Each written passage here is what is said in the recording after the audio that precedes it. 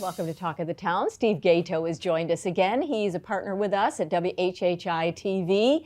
As you know, he is a certified financial planner, and he is all about planning, retirement planning for our futures and for our children. And he's with us now via Zoom. Hey, Steve, good to see you. Hey, how are you doing today? I am great.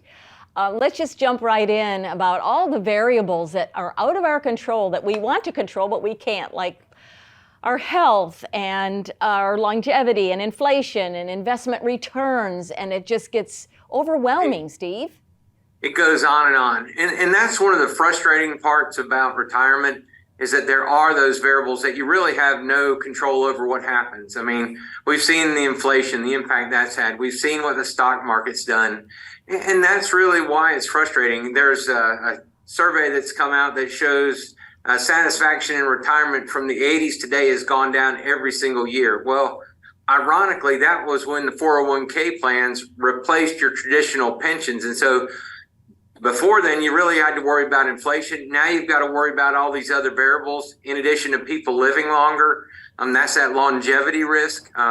Everybody's, I always joke, said, if you'll tell me how long you're going to live, I can tell you to the penny what you can have as an income. But that's not the real world. Right. Well, I'm concerned also about, we have the upcoming election in 2024, legislative changes that can affect our taxes. So dive into that a little bit for us, Steve. Yeah.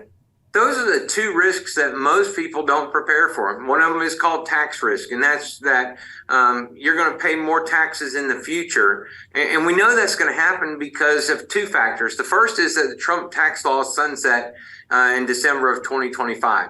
That means that most people's taxes are going to go up about 30%, and that's significant. The second one is what's called legislative risk, and that means that the people in Washington that we all love and care for, that have our best interest out there, a little tongue-in-cheek, they're going to do what is best for us. No, they do what's best for them, and they change the rules. And if you go back and study what's proposed, and a good friend of mine said, tax bills and Congress never puts things away when they get voted down. They just put it back on the shelf and they'll bring it back at a later date. And those legislative risks are significant because that's how they can change our plans. And that's why it's important to review your plans on an annual basis, make sure you're on track, see what's changed. Well, and that's why it's important to have a financial planner like you that's really looking at our retirement, because kind of what's coming basically with these legislative risks and so forth, and can advise those of us that just aren't in your world on what we need to be doing and what we need to be paying attention to. And I'm no different from anyone else. I mean, I just spent 2 days in Louisville, Kentucky, learning about taxes and what's coming down the pike, because that's important to my business. It's important to my clients, but to have alternatives for what we're doing when they do change, and how do we front load paying some taxes right now so that we pay a lot less later on. That really seems to be the theme. I think the market is changing where, I talked about the variables at the beginning. Your taxes are actually something that you can control, and the majority of people pay a voluntary tax in addition to their mandatory tax because they just don't know how to use the rules to their advantage. All right. And in our final minute, would you explain again for our viewers the difference between what you do as a retirement planner and a financial broker or financial consultant? Yeah, so somebody that works for XYZ broker, they're there for managing the money. And an easy way to see it is, in the past year or two, has your broker ever talked to you about other things besides just the management of the money? I find that's not the case. I'm looking at the big picture. If you think of it, Tom Brady, Michael Jordan, all of them had coaches.